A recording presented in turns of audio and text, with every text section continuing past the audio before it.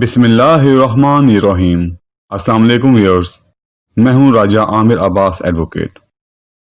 Viewers, आज की इस वीडियो में हम बात करेंगे नाजायज़ असले पर कि नाजायज़ असला रखना, बेचना, इसकी मरम्मत करना, बगैर लाइसेंस के असले की ट्रांसपोर्टेशन करना, असले की नुमाइश करना, ये सब कानून के मुताबिक काबिल सज़ा जुराइम हैं।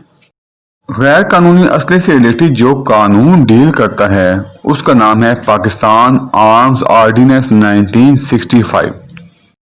किसी पे FIR होती है तो आपने देखा होगा कि 13, 20, 65 लगती है उस पर, यहाँ पे 16, 20, 65 लगती है। अमूमन 13, 20, 65 इसलिए लगती है कि 13 तो सेक्शन है 1965 के ऑर्डिनेंस का, और ये जो ऑर्डिनेंस था ये 20वां सदारती ऑर्डिनेंस था, यानी कि 13 सेक्शन के तहत उसको सजा होती है।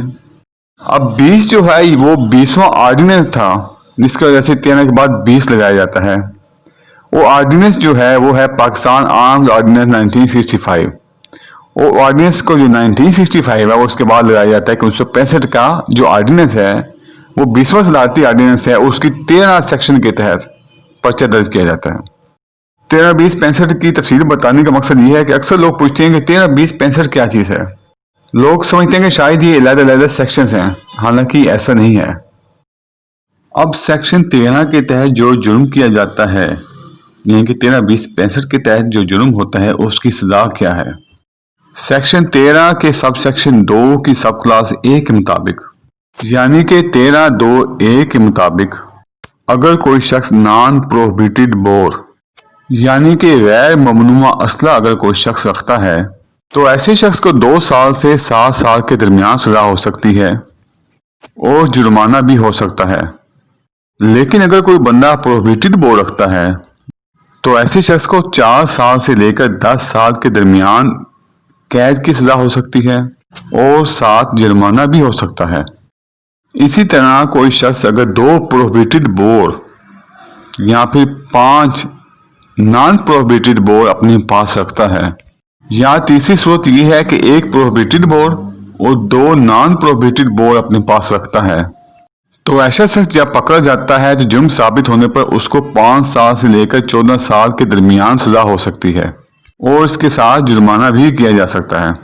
अब ये तो था 13, 20, 65। बाज़ दफ़ा 16, 20, 65 भी लगा दी जाती है।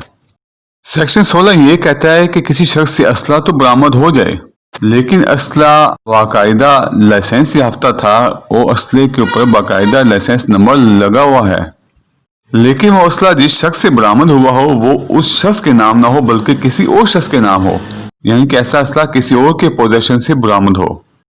इससे ये पता चलता है कि जब भी आप कोई असला इस्तेमाल करें या असला अपने पास रखें तो आपके नाम ही उसका लाइसेंस होना चाहिए।